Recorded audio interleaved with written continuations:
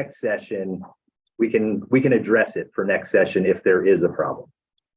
I think if y'all don't may bide my time and choose a time and go back and see if I can determine that. Okay. And if I'll let you know what I find out. Okay. That would be great. I appreciate that. All right. Thank you, Representative Smith. You know. So yeah, the list of bills here, these did not make it through. Most of them were part of the omnibus. There were some individual bills that were introduced, most of which did not make it over the finish line. One bill did, item number 11 on page 8, HB 409 was one of the proposals that did pass and was signed by the governor. That was the bill that would have changed the makeup of TIDC's board. And so the bill as approved by TIDC's board would have added a director of a managed assigned counsel program to be on the board, and a justice of the peace or a magistrate who oversees 1517 proceedings. During the passage or as the bill made its way through the process, the governor's office requested that due to the limited number of managed assigned counsel directors, that they would like to add a provision to say either a director of a managed assigned counsel program or a person with demonstrated expertise in indigent defense would take one of the slots that would be added to TIDC's board. And then the other slot would continue to be a justice of the peace or a magistrate who oversees 1517 proceedings. So that bill is now law. There will be 2 new added members of the board. It goes into effect in September. So I've not had a conversation with the governor's office in terms of filling those slots, but I would anticipate that there could be new board members by the December board meeting. But we'll stay on top of that and let you know how that proceeds. The other one big bill that I wanted to bring to your attention was SB 2120, which establishes a family protection representation program within TIDC. And I'm going to leave it to Crystal during her report to talk about the specifics in that bill. If you can turn to page 10, in terms of our staffing changes, as Judge Keller mentioned, Jeff Burkhart, our former executive director, unfortunately left us after 5 years of service. He is, I did want to thank Jeff for his leadership and helping improve public defense here in Texas. I think all staff would agree with me that we thought he did a great job and we liked working for him. He's now going to be the executive director of the Texas Fair Defense Project. So we will continue to see him in a different role. And unfortunately, Kathleen Casey Gomez left us as well recently to head back to her home state of Indiana. We have some new hires. Natasha George will be joining us tomorrow, actually, and she has served as a public defender for a number of years, and she's leaving the Potter Armstrong Public Defender and Managed Assigned Counsel program to join TIDC. So next board meeting, y'all will get to meet interns. We've 3 great interns this summer: Alexander Walheim, Gabriel Loya, and Noah Aldea. Thank you. Alex is here. Thanks, Alex. Or anybody else? Yeah, just Alex. Thank you, Alex. Real quick on the Operation Lone Star front, wanted to let y'all know about a few things. We did go down to the border, Eagle Pass, to do a local visit with judges and stakeholders down there, just to discuss their challenges, as well as setting up a new public defender office in Eagle Pass. to handle Operation Lone Star cases, because more and more there's more cases that are felonies that must be done in person. And so it's exceedingly more difficult for remote attorneys to handle that work. So they would like a public defender set up down there. So we'll talk a bit more about that during the OLS grants portion of our discussion. Recruitment and retention for Operation Lone Star. We worked with the Lubbock Private Defender Office that is overseeing Operation Lone Star appointments and trying to drum up more interest and support by the private bar to be on the panel. And so we attended the Rusty Duncan conference put on by the Texas Criminal Defense Lawyers Association and helped them in some recruiting efforts on that. And then we recently increased the fee schedule to encourage more lawyers to be on the appointment list, as well as to retain them, particularly in Maverick and Zavala County. With that, if y'all had any questions, I'm happy to take them. Okay, great. Okay, research and website report, Dr. Gamble. Thank you. Good morning. Since this is my second board meeting, some of you I'm only seeing in person for the first time, and some of you I'm just now seeing. So good morning. I am starting on page 11, your sideways pages. So just as a reminder, we are in the process of overhauling our data website. As you may remember, prior to the last board meeting, we started this process, a discovery phase, or a phase in which we are just looking at how do our current users interact with the website. And we're reaching out to them. First group that we did this with prior to the last board meeting was the TIPC staff. Since then, we've reached out to all the rest of the other groups that we had identified as either heavy users, important users to us because they input data, or users that we want to increase interaction with. And you can see on page 11 some of these user groups. This board was one of them, so you probably received a survey, and I'm sure you filled it out because it was really fun to fill out. But we also reached out to county users, the judges, the auditors, the folks in the county who are inputting data for us, other state agencies, various media contacts, nonprofits, MAC directors, PD chiefs, and then the Indigent Defense Research Association, or IDRA. On page 12, you'll just see the timeline in which we reached out to them. I tried to summarize it really well. All these different symbols are just different ways we interacted with these groups. For example, the county users, the @ is when we sent them their survey by email. County users, we also sent them a postcard. So everyone throughout the state of Texas got a postcard in their county. We resent another postcard. And then our survey ended a month later. I'll just bring to note the MAC and the PD chiefs. The different symbol you see there is like the video symbol. We had a feedback session with these groups where we just had a meeting and just had a few discussion questions and took their feedback. In addition, these groups also filled out a survey for us. IDRA as well, we had a feedback session with, and we completed this process at the end of June. So the discovery phase is now completed. And you'll see on page 13 that we have started processing these survey responses. This is right now just the survey responses. The feedback sessions are qualitative. They take a little longer to gather that input. But we reached out to over 1,300 different individuals.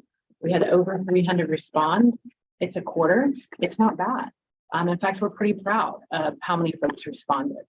They had, nothing but just an ask. Will you help us learn more? And the overwhelming group of respondents was the judges, the county officials, which is great. They interact with our website a lot. So we have a lot of good information. And you can see the smallest group was the MAC PD chief directors, but they're a small group. So I don't think that means that they're not respondents, et cetera. On page 14, you'll see just some of our general feedback. I've kind of just organized it. We've got some feedback for data visualization, interest in the data, website usability, downloading the data, available data. But really what I want to draw your attention to is page 15, where we've kind of identified the largest responses, the most consistent responses across the board.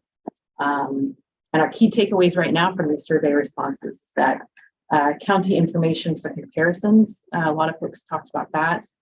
The ease of accessing and submitting data, they would like for that to get easier. They're interested in case information, which is pertinent through OCA as well. They want help with instructions and assistance and attorney information. And so our next steps is to take this feedback more formally to our TIDC staff. We have a 2-day planning session coming up July 10th and 11th, where we will PPRI, our research partners that have been a part of this, the Public Policy Research Institute at A&M. They're going to come in town with us, and we're going to have a planning session to review all of this. We want to be informed on the changes we make by those who use it the most. We will keep you posted on our next steps and anticipate lots of great feedback from the staff as we push forward. Any questions? Good job. Thank you. Any questions? Judge McGarry. Yes. Oh, and we should Yeah, note that I'm here. Can you all hear me? Oh, Commissioner Okay. Covey is as well. You might want to note that for the record. and I don't know if it's on our committee before. Oh, he's not here. Um, All right. Can you all hear me? Judge Keller? Uh-oh. Can you all hear me? Yes. We can hear you. Oh. Okay. All right. So yesterday we're going to start the grants and reporting. Yesterday we finished up and finalized our meeting for the recommendations to you all. The TID staff was, of course, as always, wonderful. Judge Raddick and Judge Keller were there as well. Before we get to the grants, I guess we'll talk about the prior fiscal year budget status. Edwin, are you going to take that over for me? And I apologize for not being there. I wish I could be. No problem. Thank you, Judge Maderi. Yes, I can lay out on page 16. We have beginning on page 16, a series of our regular budget status updates for you. Just hit a couple of highlights since Sharon Whitfield is out on vacation today. Page 16 is just a budget status update on our previous fiscal year budgets.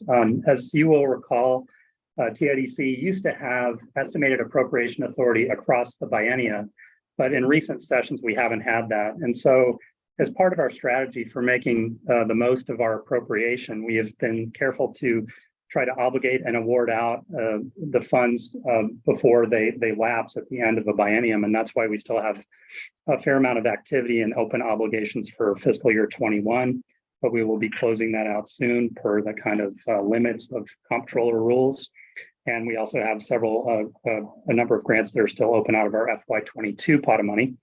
Also, you'll note that our ARPA grants, the federal funds that TIDC was provided by the legislature that we used to award to counties for pandemic backlog reduction related increases in indigent defense capacity.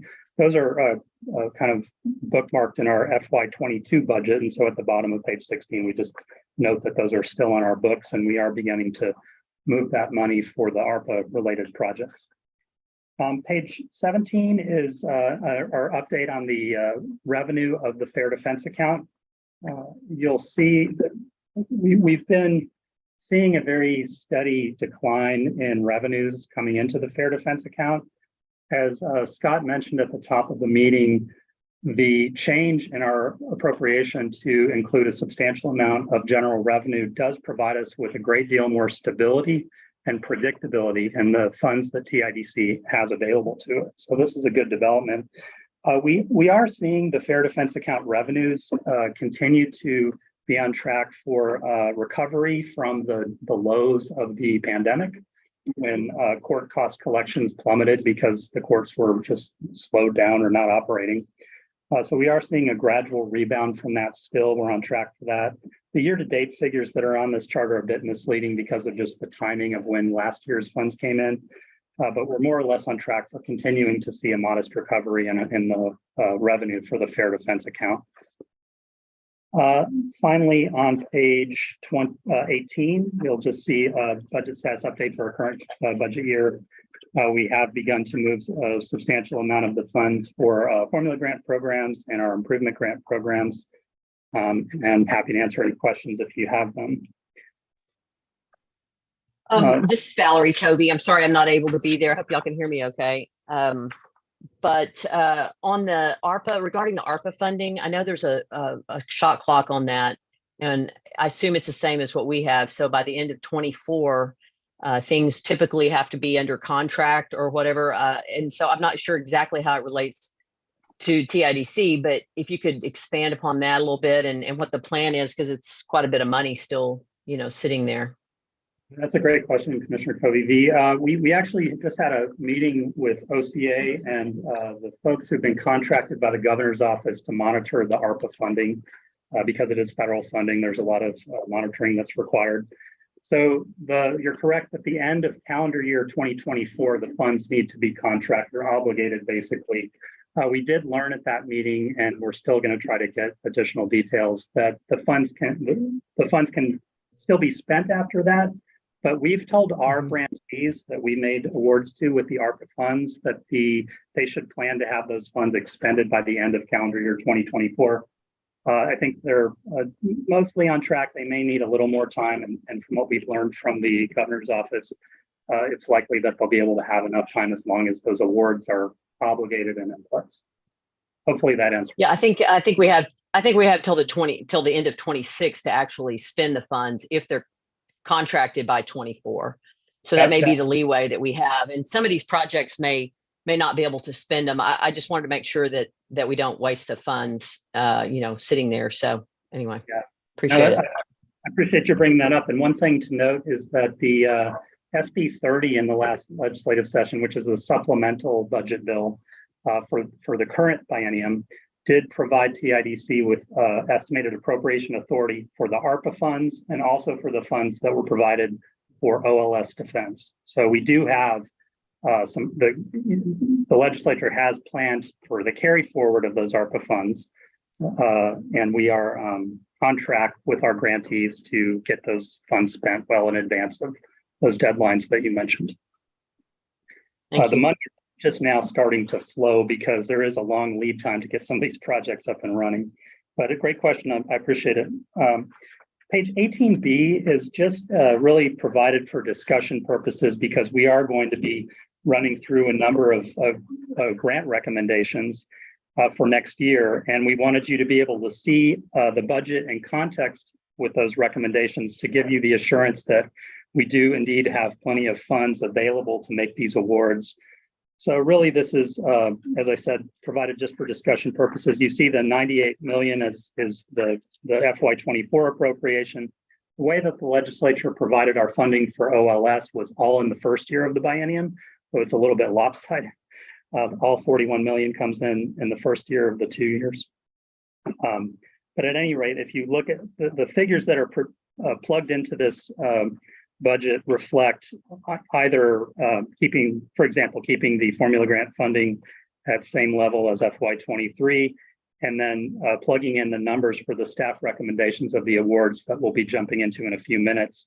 And if the board did approve all those recommendations, we still have about 9.7 million left.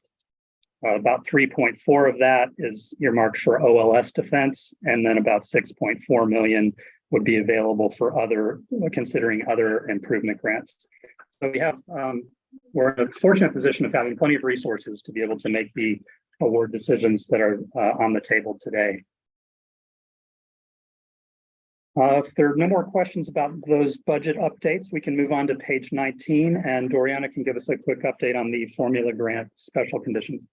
Thanks, Evan. I'm just going to give a quick update on our formula grant program. As of this morning, we still have 7 counties that have a special condition on their FY22 award. And for our FY23 award, we have 69 counties that have special conditions for their OCA and TJC reporting requirements. We sent out our SGAs a few weeks ago, and since then, we've gotten quite a few responses from district and county clerks letting us know that they did turn in their reports. So since then, the grants team has met with the information department at OCA. So we're going to investigate the website in case there are any issues. And we are also developing an approval plan and so that we can release the funds to our county. Are there any questions? Thank you, Joanna. So yeah, we do have a few more hitches on getting those formula funds out, but I think it's under control and we're addressing the problems pretty effectively. So that's good. So Judge Maderi, if you'd like, we can proceed on to the recommended grant awards. That would be great. Go ahead. Thank you. Okay, so as Judge Maderi mentioned, yesterday afternoon, the TIDC Grants and Reporting Committee met to consider grant requests and develop recommendations to this full board.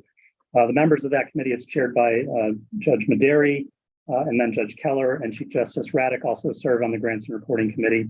We heard from a number of the grant applicants, representatives, and local stakeholders who spoke to their requests. And the following motions on the motion sheet that's been distributed reflect our committee motions, reflecting the committee's recommendations on these funding questions based on the meeting yesterday. So the first page that I would ask you to look at is page 20. This is a slate of our continuing grant recommendations. These are scheduled awards that are part of multi-year funding awards. And a couple of these do include very minor adjustments that I noted in the notes there. But essentially, these awards have been in place and approved by the board, and we're just continuing on to the next year of the scheduled funding. So we do have a motion, it's motion number 2, if anyone would like to make that. Happy to answer your question.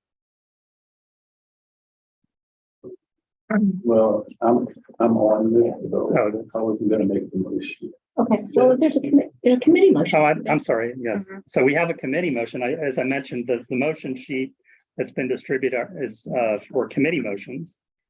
So I can read the committee motion? Sure. Okay, so I will read the committee's motion. The committee motion is to award FY 2024 improvement grants according to the schedule on page 19 of the meeting notebook. I'm sorry, page 20 of the meeting notebook. We have it. Okay, committee motion, don't need a second. Any discussion? All in favor? Aye. Any opposed? And are you, Let the record reflect I refuse on the Harris County items. And also, if you can, Judge Keller, let the record reflect that I am abstaining on as to Nueces and to Starr County. thank you. Thank you. And I believe I need to do the same thing for the Hill Country Public Defender Office. I think I do too. So we haven't gotten, we haven't gotten to Hill Country yet, but I appreciate the judges speaking up on that. And I will make an effort to remind folks about recusals. Of course, that's just in keeping with the board's policy on recusing for matters that So they're affect. not a part of this. They're not on this Okay, slate. so my vote counts. Yes, and we will be coming to the Hill Country Award shortly, Judge, but thank you. There are El Paso items here. Is that? Is this a committee?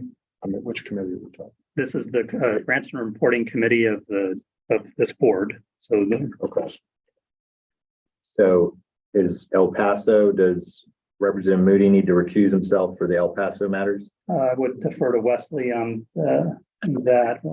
The recusal policy only applies to judges. That's our board conflict policy. So it doesn't, as stated, it doesn't apply to representatives.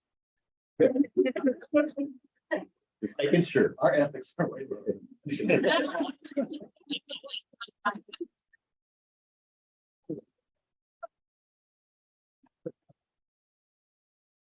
Okay, I think we've addressed page 20, so thank you all for noting the refusals and for your vote there. We can move on to page 21 of your meeting notebook. This is just a table of all the new improvement grant applications that we'll be running through just to provide an overview. You'll see that most of them we are recommending today, a few of them with some changes in the amount of the award, and I'll explain that in time.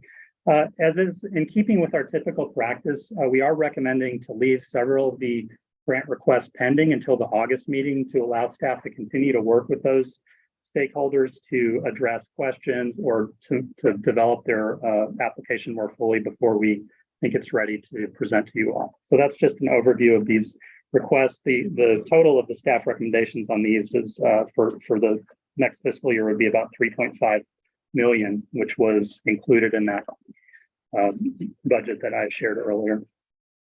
So we can go ahead and jump in. The first one will be on page 22 of your meeting notebook. This is a proposal from Bear County. The Public Defender Office is seeking to create what they're referring to as a non-citizen unit. Basically, what this program would do is add 2 new assistant public defenders to the Bear County office who would be focused on non-citizen representation and would be receiving special training regarding Padilla requirements. The Padilla Supreme Court case, Padilla v. Kentucky, of course, requires defendants to be advised on the collateral consequences related to immigration status of guilty pleas. And so the county has been endeavoring to comply with that requirement by having a dedicated Padilla attorney in the public defender office. However, that person's capacity has been strained based on the number of cases that need to be handled. The office is proposing to bring these 2 new public defenders in, give them that Padilla level training, and then those attorneys would go ahead and handle those cases through to disposition. There's also an interpreter here who would be available to the office to assist with interviews of witnesses, reviewing discovery materials, and other defense-related requirements. We do have a positive recommendation from our external grant review committee and from the TIDC committee, and we have a committee motion. Happy to answer any questions. Question? I do have a question if I could. So this is not part of Operation Lone Star? No, this is not directly related to Operation Lone Star. Really all indigent defense providers have these obligations regarding Padilla compliance. And so this is not specific to those folks who are picked up as part of Operation Lone Star. It's just more or less the regular caseload in Bear County, if you. Any other questions? Judge Maderi, do you want Edwin to go ahead and read the committee motion, or do you want to do it? If he can read it, that'd be great. I'm looking at an iPhone, so if he can read them, that would be great, Judge Keller. I'd be happy to. So we do have a committee motion to award Bear County an FY 2024 improvement grant of $383,001 for a public defender non-citizen unit for Padilla advisors. Okay, committee motion, so it doesn't need a second. Any discussion? All in favor? Aye. Any opposed? Motion carries. Thank you all. Page 23, we got a request from Burnett County for the, this is from the North Hill Country, as opposed to the regular Hill Country, the North Hill Country Regional Public Defender Office.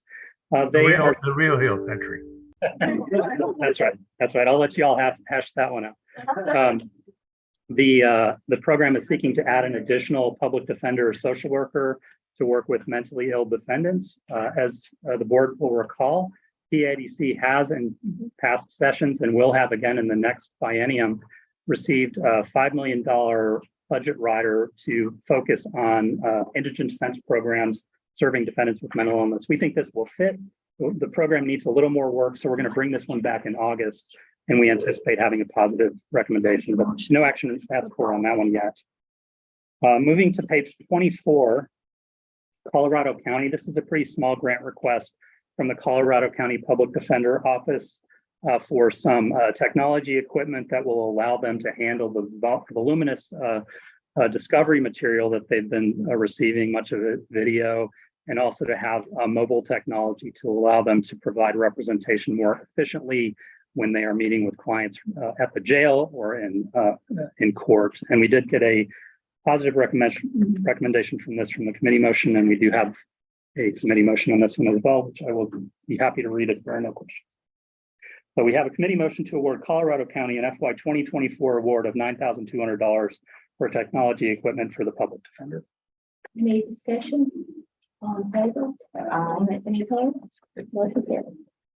Thank you all. Moving to page 25. Again, we're going to recommend leaving this one pending, but just give you an update. Dallas County Public Defender Office is asking for an expansion of their mental health division in the PD. This one would be focused on defendants who are returning from competency restoration programs have a little more work to do with them and want to clarify some of the funding structure on this. So we anticipate coming back in August. Page 26 is a request from Grayson County. This is for to create the North Texas Managed Assigned Counsel Office. Yesterday, the Grants and Reporting Committee heard from Judge Henderson, the County Court at Law judge there in Grayson County, who has been working with a number of stakeholders to get this program organized. The TIDC improvement team did a planning study to help the county stakeholders think through the Managed Assigned Counsel program idea and map out what it might look like. The grant request came in quite a bit scaled down from the TIDC planning studies recommendations, but we still believe that it's going to add a lot of value and improve indigent defense, has a lot of potential to have a positive impact. And so our external review committee and the TIDC committee recommended making an award to Grayson County to get this MAC in place. If there are no questions, I'll go ahead and read the committee motion, which is to award Grayson County an FY 2024 award of $381,366 for the North Texas Managed Assigned Counsel Program. Any discussion? All in favor? Aye. Any opposed? Motion carries. Thank you. Moving to page 27, we have a request from Hale County on behalf of 13 counties in the High Plains region of Texas. TIDC has been working with a number of stakeholders in this part of the state, particularly the improvement team, who's worked on a number of different iterations of regional public defender planning studies with the stakeholders, and for several years now. And the consensus has finally emerged to move forward and to take advantage of this very effective regional model for covering indigent defense needs in rural Texas. We did hear yesterday from Judge Craig Huckel, district judge there in Hale County, who has been one of the leaders. Hale County would be serving as the grantee and would operate this program through interlocal agreements with the other 12 participating counties. One thing to note is that this does cover some of the same areas that are served by the Texas Tech CapRock clinical program that we also provide some funding for. However, there are extensive needs, and we are committed to making sure that those two programs work together, and that the Texas Tech program has been very valuable in terms of creating a pipeline of young attorneys who are interested and excited to go into public defense. So we see that these two things will work together very effectively, and that this will provide really a comprehensive solution needed in the region. We got great feedback from our external reviewers and a positive recommendation from the TIDC Grants Committee, and I will read the committee motion unless there are questions. Okay, so we have a committee motion to award Hale County an FY 20. One other thing to mention, we are recommending 50% of the total budget award in the first year, because our experience is that the counties just aren't able to staff up these larger programs very quickly. And that's just not a function of us cutting back the award for any substantive reason, but just a practical reason that we don't think they'll be able to spend the full budget amount in the first year.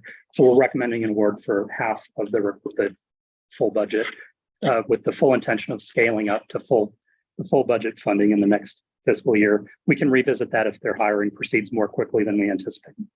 So we do have a committee motion to award Hale County an FY 2024 sustainability grant of $858,640 for the High Plains Regional Public Defender Office. Any discussion?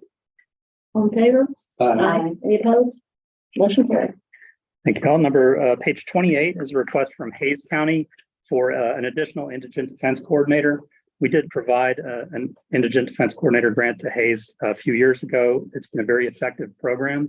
Basically, these grants fund dedicated staff people to manage the front end of the indigent defense process, making sure that clients are properly screened for eligibility, making sure that the appointments are made according to the wheel, unless there's a need for an exception, and just ensuring timelines that are statutorily required regarding appointment of counsel are observed. It's been very effective. They just need more capacity.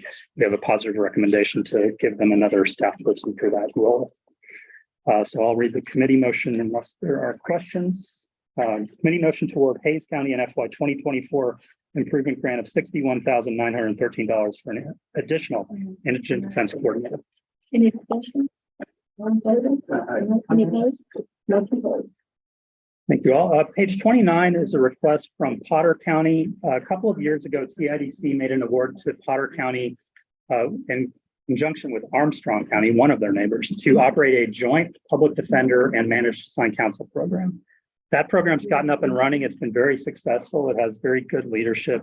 We have been working closely with that group, that public defender, to explore opportunities for expanding his office to a regional program. There's a lot of interest up in the Panhandle for many of the same reasons that we've been hearing, just a serious shortage of attorneys in rural Texas who are willing or able to take indigent defense appointments. It's getting to be a crisis. We're not quite ready with this one because there were some moving pieces that just hadn't been settled. So we anticipate bringing this one back to you in August to expand the Potter County program to a regional model. But we do have more work to do. So I just wanted to preview that, and we will revisit in August. Next item, page 30, is a request from Victoria County on behalf of 4 counties to create the Coastal Plains Regional Public Defender Office. The counties in this region have been having many of the same challenges regarding recruiting private assigned counsel, and have been working with TIDC for at least 5 years now, I think, on exploring a public defender for the region. Judge Ben Zeller, who is the county judge there in Victoria, has been instrumental in building a consensus, not only among the judges in his jurisdiction, but also the county partners surrounding Victoria to join the program. And after much hard work from the TIDC improvement team, doing a couple of iterations of planning studies to map out these programs, we have the request, which is very much based on TIDC's planning study and recommendations. So we got very positive feedback on this from our external reviewers and from the TIDC committee. One thing to note is that 2 of the 4 counties are currently served by Texas Rio Grande Legal Aid's Regional Public Defender Program. These 2 counties decided that their needs would be better served by partnering with the Victoria program. And so those 2 counties would be transitioning from one sustainability grant partnership to another sustainability grant partnership. So some of this amount will be offset from that. Lastly, we are recommending, similarly to the Hale County request, that we approve an award of 50% of the total budget, just knowing the challenges of staffing up and recruiting an office of this size, with the idea that we could revisit that at a subsequent meeting if their hiring proceeds more quickly than anticipated. So we do have a committee motion here on this one as well, which is to award an FY 2024 sustainability improvement grant of $1,418,568 for the Coastal Plains Regional Public Defender Office. Any discussion? All in favor? Any opposed? Motion carried. Thank you all. Page 31 is a request from Wichita County for a public defender mental health division. As I mentioned a few moments ago, TIDC does have that $5 million biennial appropriation that is specifically limited to use on indigent defense programs for defendants with mental illness. So this would certainly be within that scope.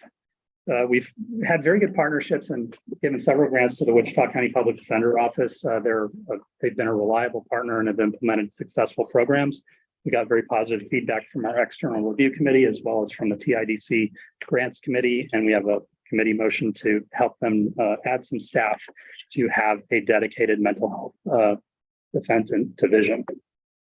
So the committee motion here, is to award, where am I? Okay, thank you. To award Wichita County an FY 2024 improvement grant of $182,941 for a public defender mental health division.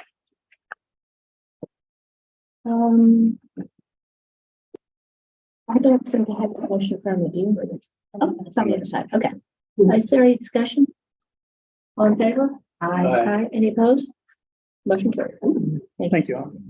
So page 32 is actually, so we're covering new grant requests. This is a little bit of an unusual one in the sense that it's really a grant to continue an existing program. What we're proposing here is to restructure the funding, the administration of the funding. So the Capillary Private Defender Service is the Managed Assigned Counsel program that serves Travis County. It's a nonprofit that contracts with Travis to provide those Managed Assigned Counsel services. A few years ago, they took under their wing and became the home for the My Padilla program. My Padilla is a remote web-based system for providing those Padilla-related advisals on the collateral consequences of immigration-related collateral consequences that are required for criminal defendants. The program has been funded heretofore through a grant to Hays County. Hays County was basically using that fund to immediately contract with the Capital Area Private Defender Service. Now that TIDC has the statutory authority to make grants directly to a nonprofit entity, we think this will streamline the funding, be much simpler than having that Hays County pass-through system. So essentially, this continues the existing My Padilla remote advisal program for another year with a grant directly to the Capital Area Private Defender Service. Happy to answer any questions, but we do have a committee motion here as well. So the committee motion is to award the Capital Area Private Defender Service an FY 2024 Sustainability Improvement Grant of $153,073 for the continuation of statewide My Padilla program. Any discussion? All in favor? Aye. Any opposed? Motion carries. Before we move on, I want to point out that, as I understand it, use of the My Padilla by the Capital Area Private Defender Service, it's not, people are not taking advantage of it. And there are a lot of counties that just don't seem to want to use the remote My Padilla. I don't know why. And staff is looking into it and trying to figure it out. But if there's any way to, I don't know which counties are not using it. Right. We get that. I mean, we pay for it, it's free to them, and they ought to be using it. So if anybody has any idea. Awareness, maybe. Yeah, I mean, we don't know. I think there are some parts of the state where it is being used effectively and pretty reliably, and other parts of the state where it's not. Ever since the beginning of the program, there's been a part of the program that has been dedicated to outreach, education. You know, for example, they've in the past attended the Rusty Duncan Criminal Defense, the big conference that happens every year, to try to make sure that criminal defense attorneys are aware of it.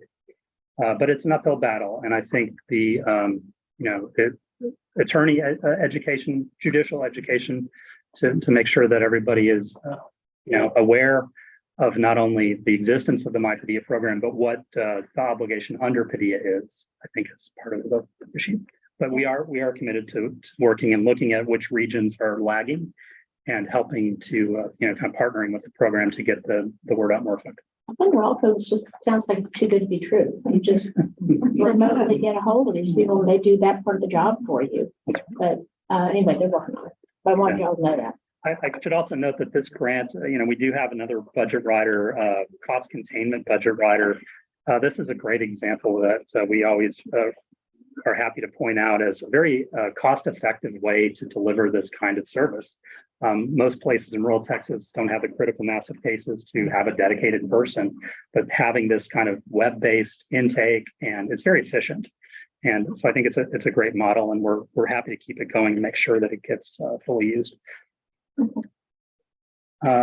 Moving on to, this is the last new grant request, and this is, we're pivoting now to the Operation Lone Star Defense funding.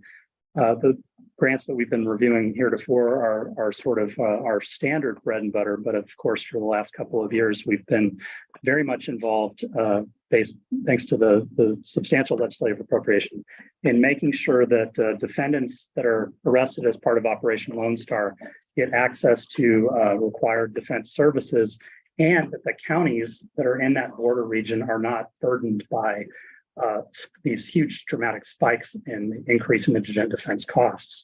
So as I think everyone will recall, TIDC's OLS defense program does fully fund the defense for arrestees and OLS to shield the counties from these dramatic price increases. We've been providing this service since 2001. And we've been working through the Lubbock Area Private Defender Office, which is the Managed Assigned Counsel program in Lubbock, no surprise. They had the infrastructure, the experience, and the willingness to manage a large program like this. So they're basically serving as the MAC The vast majority of the funding that's being requested for the next 2 years is going to be going directly to direct representation of OLS defendants, either in the form of contracts for public defender entities or through paying the vouchers of private assigned counsel. Increasingly, the private assigned counsel has been playing a role in covering these cases. So the vast majority of these funds go directly to direct representation, but there is a very big logistical task in managing the appointment process, providing the necessary structure to the OLS defense function that LPDO serves. Last thing I want to note here is that the Lubbock Private Defender Office, their operations have been dwarfed by OLS defense.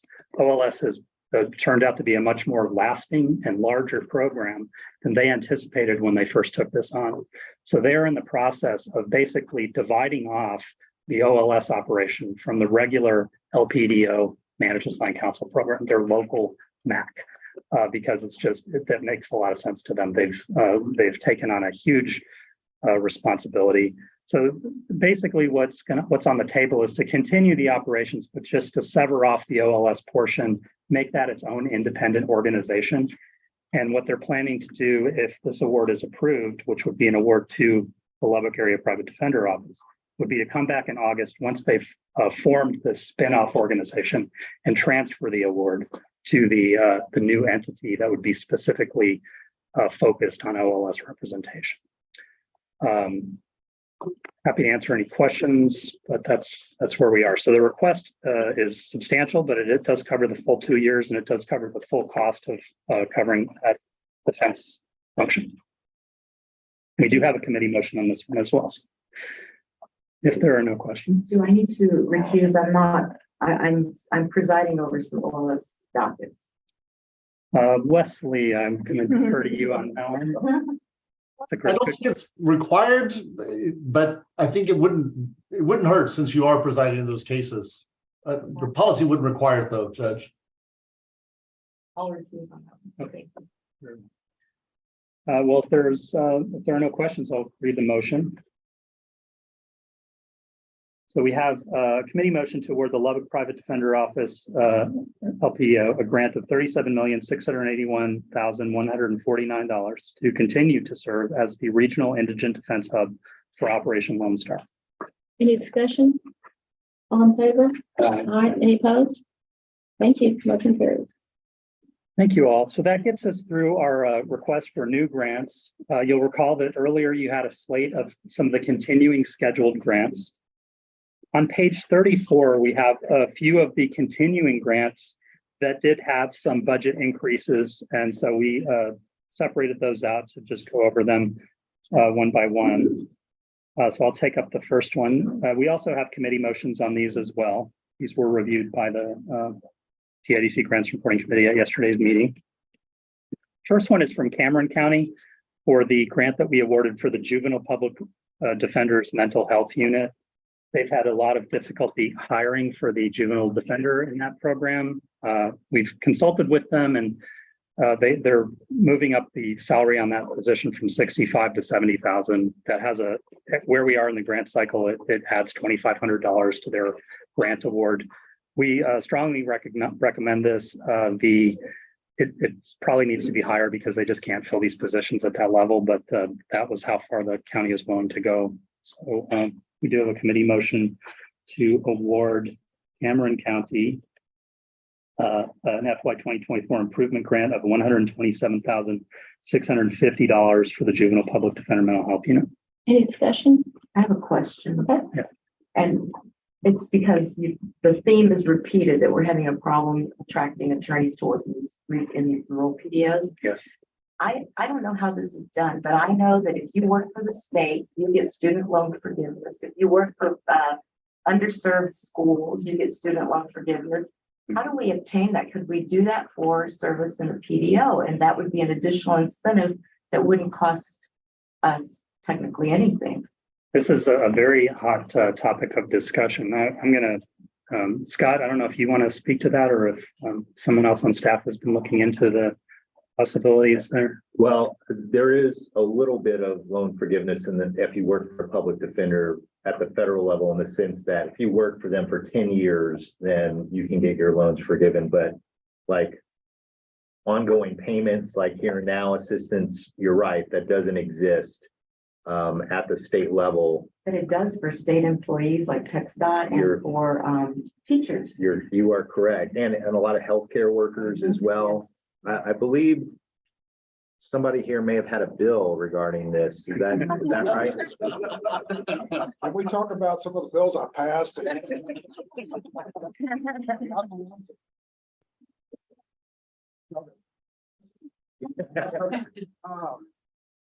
have another one.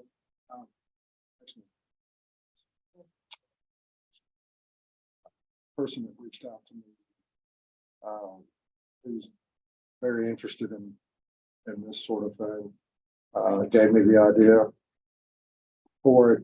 We again, we're able to move that, if I'm recalling correctly, I apologize. It's all, I've tried to flush a lot of it at this point and move on. Again, I don't think we had very many problems in the House with the idea. But you know, how this works, sometimes some of these new ideas take 2, 3, 4 sessions, maybe to push. I will continue to file this bill. I think it's a great idea. I represent a rural area, and I understand what it's like trying to incentivize, get attorneys to plant and stay planted in those areas. So, and the bill did just this. It provided for a reimbursement or payback or whatever for their student loan. See that happen. We need something to get these young attorneys to come out to the rural areas. It's hard. And the cost of a law degree these days are pretty dramatically higher from what they were just Yeah, huge. not long ago. So that is a big challenge. We hear about it a lot. And on a larger umbrella on this, it's this way in a number of different things, like trying to get medical doctors to go. Public health issues. So I think there's a focus on that for rural Texas. Thank you. Did we get a vote on that, Cameron? No. Oh, did I read the motion? No. Okay, sorry. Yes. Great question, Judge Torres. Appreciate putting that on the table for us. So we do have a committee motion to award an FY 2024 improvement grant to Cameron County of $127,650 for the juvenile public defender mental health unit. Any discussion? All in favor? Aye. Any opposed? Motion carried. Judge Keller, I have to abstain from number 12 because of Cameron County and being the 5th region. Thank you. Thank you, Judge Maderi. The next one will also have a couple of recusals, I believe, because this is from Medina County for the, what I believe was referred to as the Real Hill Country Regional Public Defender Office. So the Hill Country Regional Public Defender Office, again, having some recruiting challenges. They operate an office in Medina County as well as in Kerrville. Kerrville's a little farther away from the big population center, San Antonio. And I think that's been a challenge. What they're trying to do is to open up an office in Kendall County, which would be probably in the Bernie area, much closer into the San Antonio metro area. And they believe that will be very helpful to help them fill open positions and assist in staying staffed up, which is the challenge of these times. It's a 3% increase. It comes to about $71,500. And we have a positive recommendation from our grants and reporting committee, and I can read the motion unless there are questions. So we have a committee motion to award an FY 2024 improvement grant to, an FY 2024 sustainability improvement grant to Medina County of $2,446,511 for the Hill Country Regional Public Defender. Any discussion? All in favor? Aye. Okay. Motion carries. Abstain. For extension or from Judge. Okay. Okay, thank you. Thank you, Judge Evans. Next is Culberson County. This is the Far West Texas Regional Public Defender Office. This is the largest increase in percentage terms, but it has several components that I think account for that. So the program was set up by TIDC, I guess 7 or so years ago now. Six years ago now. It really has been, it represents or provides indigent defense services in the 5 counties just east of El Paso. So we're talking about the Big Bend region. The program has, the workload of the program is such that they need additional staff. So they're requesting 2 additional attorneys as well as an additional administrative support position, as well as salary adjustments to address ongoing recruiting and retention challenges and the sort of routine changes in miscellaneous operational costs. Program has had to pause accepting new appointments, which really puts the local jurisdictions under a lot of strain. And so this will allow them to really step up and meet the needs of the jurisdictions. We did have at yesterday's Grants and Reporting Committee, at least 4 of the county judges in the region who were in support of this and really wanted to show that support, as well as hearing from the district judge out there. And we do have a committee motion. So I will read that unless there are questions. So we have a committee motion to award thank you. Committee motion to award a continuing FY 2024 sustainability improvement grant to Culberson County of $858,565 for the Far West Texas Regional Public Defender. Any discussion? All in favor? Aye. Any opposed? Motion carries. Thank you. Next item is from Tom Green County. This is the Concho Valley Regional Public Defender Office. So this request is focused on the original 7-county Concho Valley program. You may recall that the program recently accepted a ARPA grant to expand their services to the Big Country region around Taylor County, but this is really their kind of original 7-county region that's being discussed here. They're requesting a budget increase for a couple of full funding for a couple of new positions that we actually have previously approved, but that were only covered for part of the year because those positions were created in the middle of the fiscal year, as well as adding a additional mental health social worker, which will be another great use for our dedicated mental health defender funds. In addition, they have some county-wide salary actions for the cost of living adjustments that are wending their way through the county's budget workshops, but that the Tom Green County judge has told all the programs to plan for. So we do have a committee motion on this one as well. The committee motion to award a continuing FY 2024 sustainability grant improvement grant to Tom Green County of $1,715,557 for the Concho Valley Regional Public Defender Office. Any discussion? All in favor? Aye. Any opposed? Motion carries. Thank you. The next 3 are all regional public defender offices that are operated under contract with Texas Rio Grande Legal Aid. As you know, Texas Rio Grande Legal Aid has been providing indigent defense services in a number of rural counties under the Sustainability Grant Program for many years. We've worked with them recently to make sure that we are reviewing budgets more closely and making sure that the budgets are keeping up with their actual costs instead of waiting too long in order to make any needed adjustments. So the adjustments here reflect just our working with them to annually update and ensure that the budgets are tracking with actual costs. We do recommend them, and we have a positive recommendation from our committee.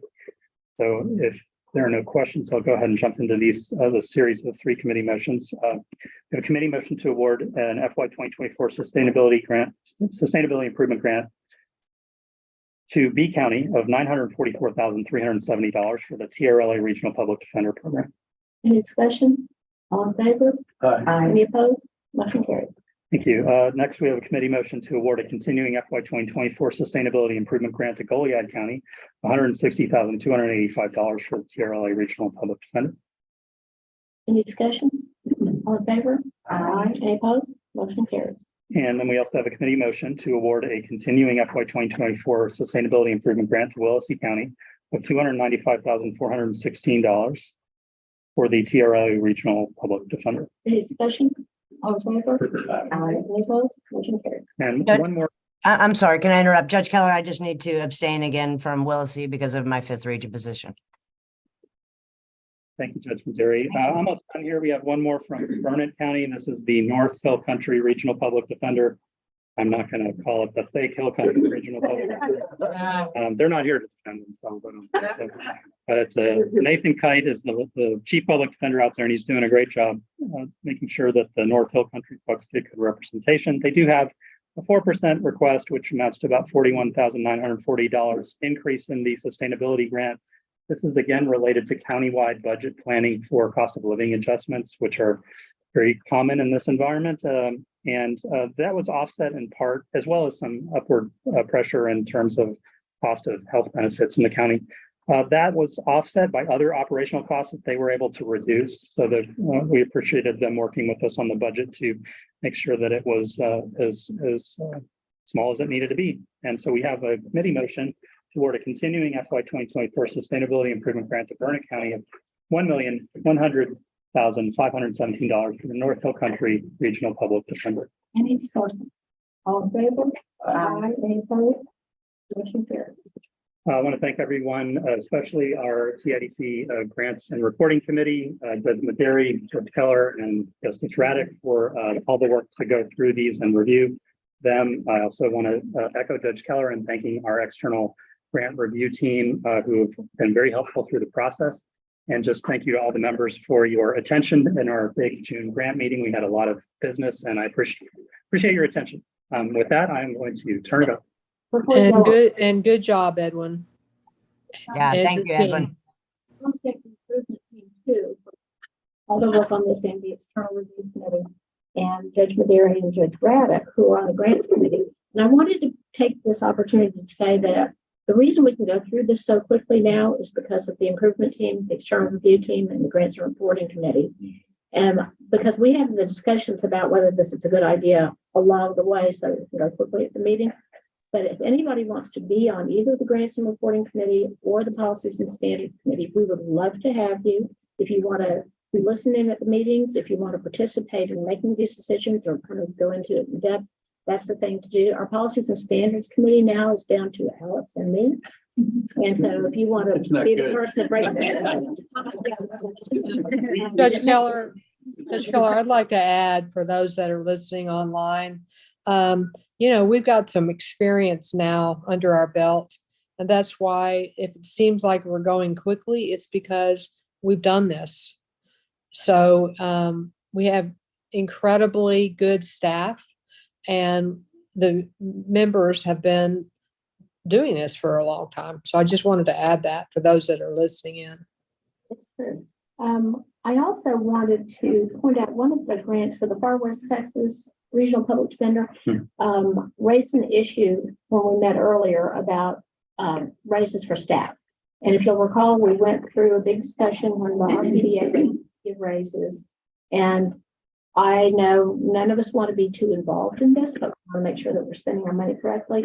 So I have talked to Scott about it, and he has suggested that we establish a work group to develop options for the board to address grantees' requests for salary increases for chief public defenders, MAC directors, and other staff.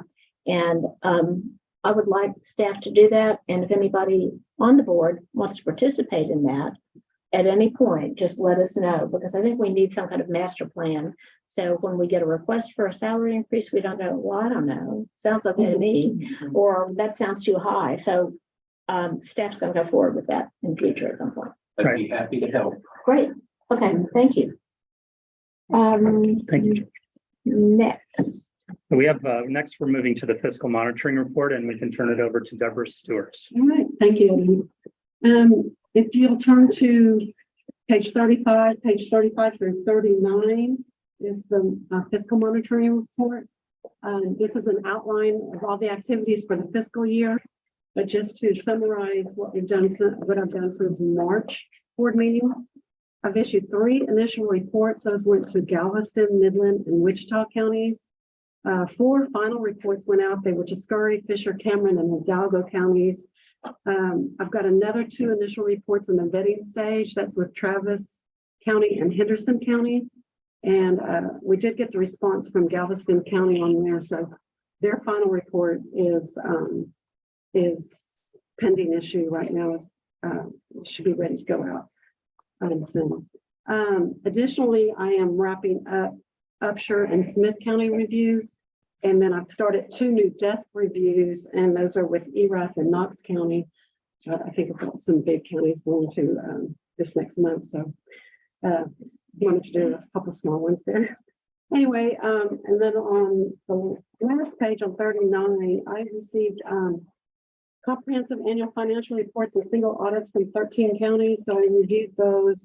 I didn't see any TIDC issues on any of those. And the only thing that came of interest to me was I noticed that Harris County changed their fiscal year end from February to back to September. So You need to surprise it's been coming for a while. yeah, so anyway, so we got a second short report from them, short year.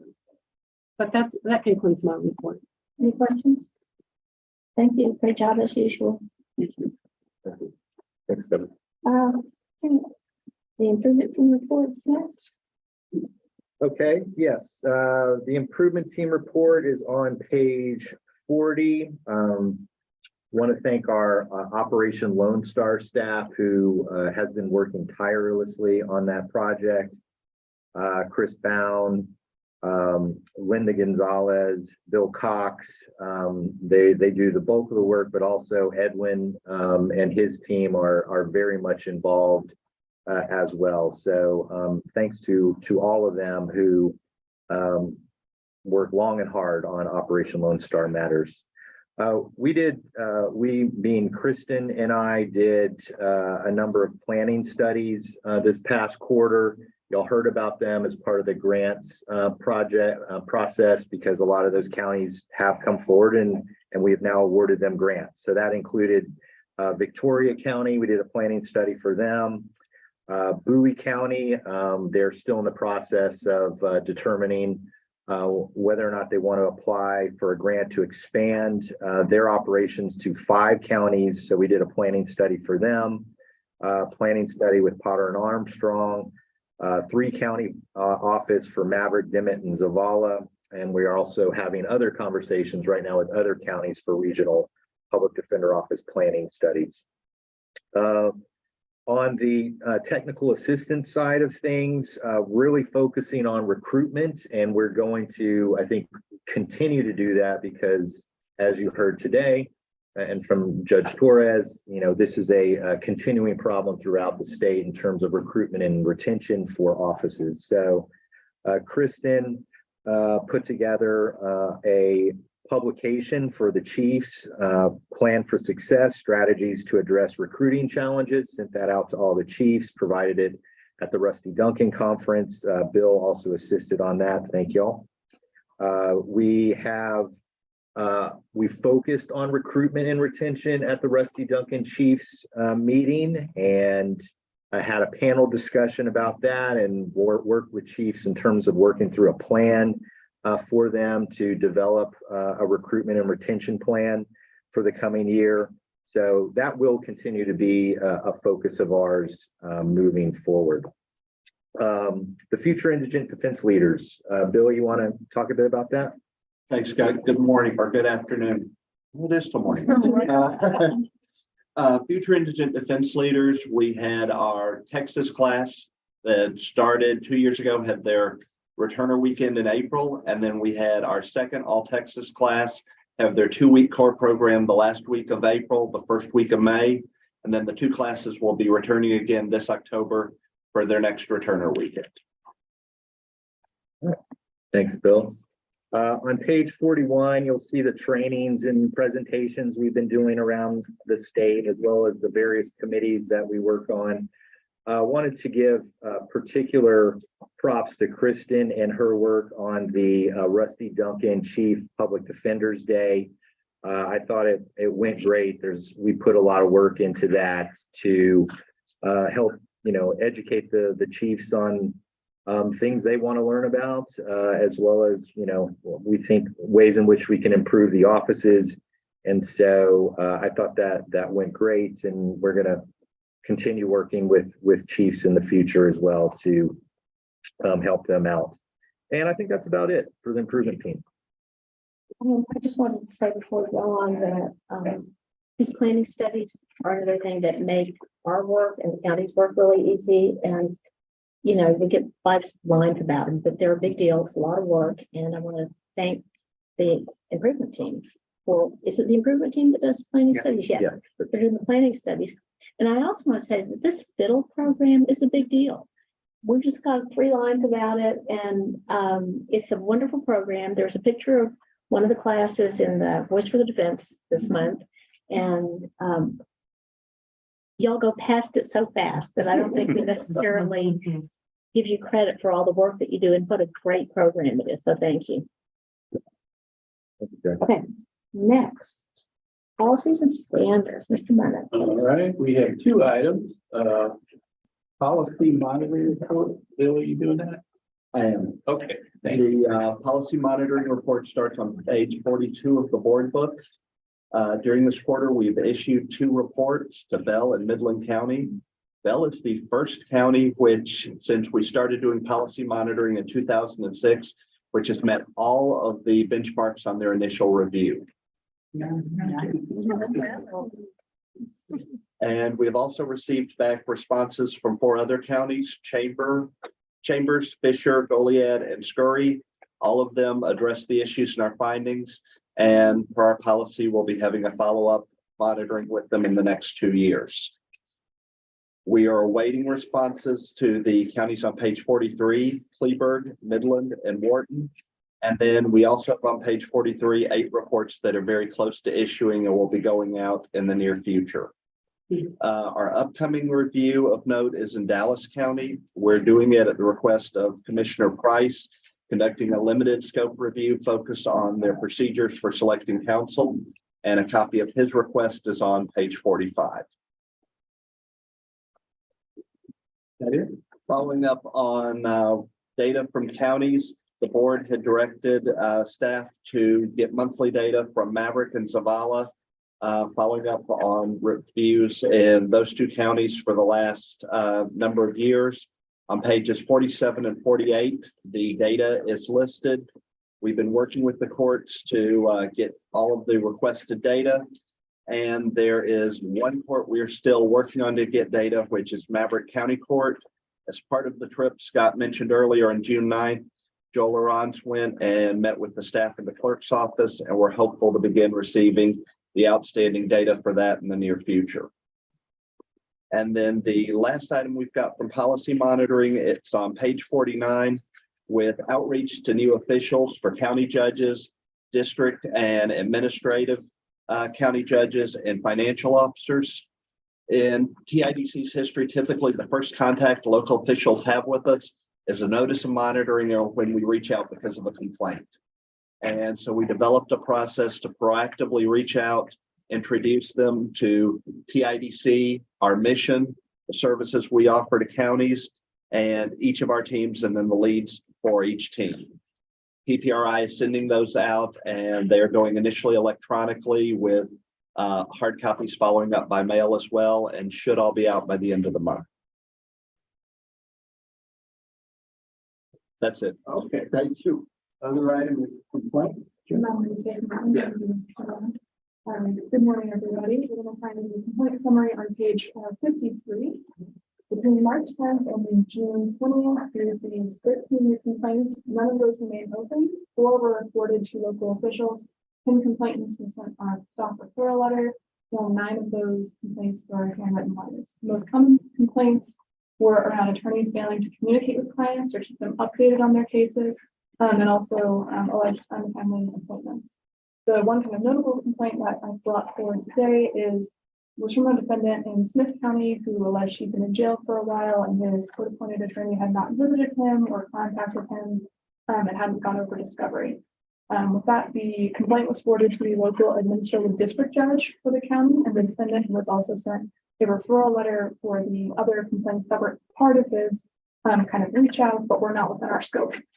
Referral letter meaning to other organizations, other places that are the appropriate scope for that. The defendant, that is Resources. Yes, just access. Do we have follow up on these complaints? Well, we give them to the local administrative judges, whoever's kind of in charge of that, and so they're the ones who follow up and kind of continue to handle those at that point. Yeah. It's been 2 years. We did pass some legislation. I didn't pass it.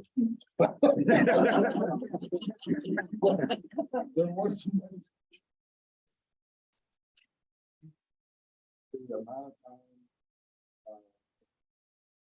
office sitting in there and you get out.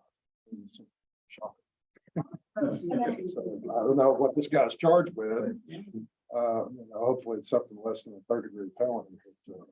And I will say on this specific case, I emailed obviously the local administrative district judge, and the judge got back with me about kind of, some of the case and some of the details there. And it seems like it was a difficult case, and it looks like that defendant was waiting for a transfer to one of the local mental health facilities. And we know there's at least a 6-month wait on those kind of facilities. So I think that was definitely part of what was going on this I one. would hope the legislature will continue to attempt to address the problem everywhere, and it's a huge expense to counties, and it's just not fair to the individual. To the jails and individuals. That's all for call for this evening. Thank you.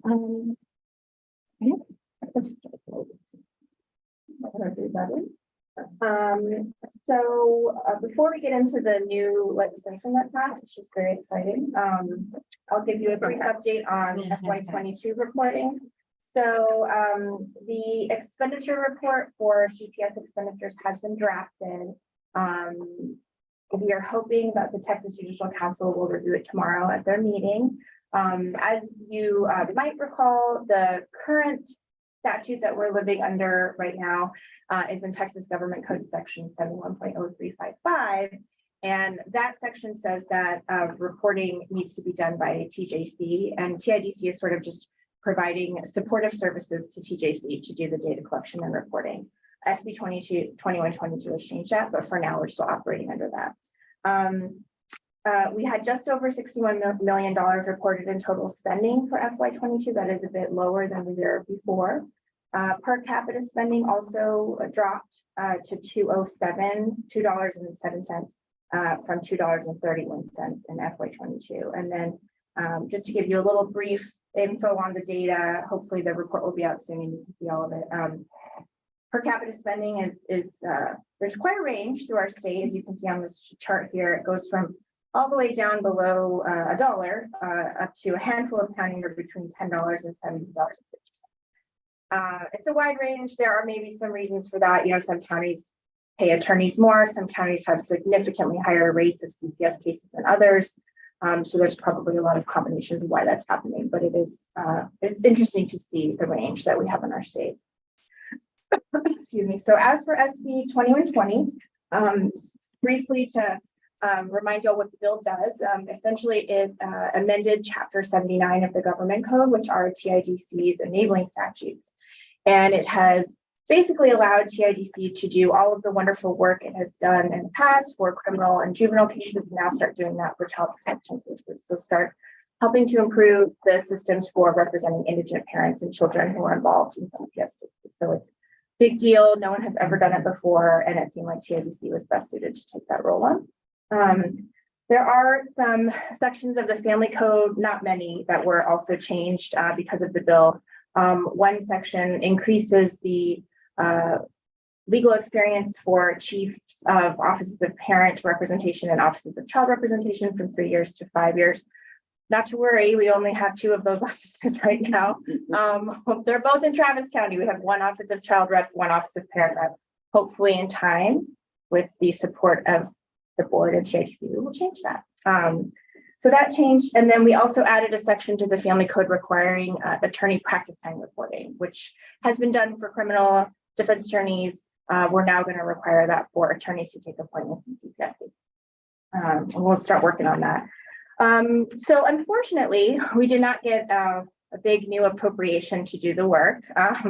That's okay, not the end of the world, but we didn't get exactly what we wanted. That doesn't mean there's things that we cannot do before the next biennium. There's actually quite a lot that we can do. So we've got some possibilities for what we can do here on page 54. One is to continue data collection. Very important. I think the data informs the legislature, and I think that's part of why the bill passed. FY23 reporting, which will happen in November, that's going to be very important in informing our hopefully we'll have a legislative appropriation request next session to get some funding to support this and start getting grants out to counties. We can also do a family representation laws publication. So similar to the fair defense laws that have been out for a while that TIDC puts out, we can do something similar for court appointments and CPS cases and make sure that the counties are fully aware of there's many laws on the books already for what's required. We can also provide assistance in obtaining those federal Title IV dollars for parent and child legal representation. We need to flesh this out a little bit more, but I think the way the statute is written, it's possible we can provide some administrative support and potentially work on increasing some of those funds that we're just not utilizing right now. We can also work on forming a monitoring plan, start looking at what may need to be amended, how do we move forward and start including monitoring for CPS cases. And then we want to start doing that attorney practice time reporting, which will probably require changes on the website and things like that. So lots we can do. And the big thing is that now we have the ability to ask for funds to support the work where we did not have that ability before because we really had no legislative authority to do so. And we've done some presentations. Recently, I presented at the State Bar's annual meeting during their child protection law sections of CLE, talked about data collection and SB 2120. And next month, I will be presenting with some staff from OCA at the child protection courts. There's a series of courts that focus only on child protection. They have a convening every year, and I will go present there about data and the new bill and kind of what to expect going forward. So that is it, unless anyone has questions. Well, I want to thank Crystal for all the work she's done on this, because I think one reason that it passed in the legislature is she did such a great job of explaining in easy terms why it was necessary and what we were going to do. And I think we're probably all in agreement that Crystal should go ahead with these possibilities for moving forward in the meantime. And I also want to thank Jeff Burkhart for the work he did on this. This is one of the maybe the biggest change that's happened to the Indigent Defense Commission since it started. And he also was a big fan of this and a big supporter and did a lot of work. And I don't know if that's why he left, because now he doesn't have to do any more.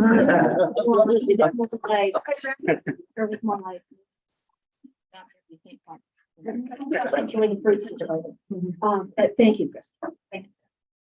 I think that this is one of the best things that we've done recently, because this is a huge problem. And if I had to prioritize on your moving forward things, I would prioritize assisting in obtaining the Title IV funds, because that is the biggest problem with getting these attorneys to accept these appointments and do a good job with them is money. When you see the average spend per capita, that's terrible. Right. Right. Yeah, I agree. I'm looking forward to seeing what we can accomplish. All right, then. Next meeting. When is our next meeting, Linda? The month of August is. To be determined. Yes. Right. I don't know if we have. I think 24th was. It's not the last. It's the next to last Thursday is the 24th. We don't want to save it until the 31st. So, right. Do you think the 24th is enough time for the? I do. I think that works for the staff in terms of much of the work that needs to happen between now and then. Okay. And on vacation in New Orleans. Always remote in.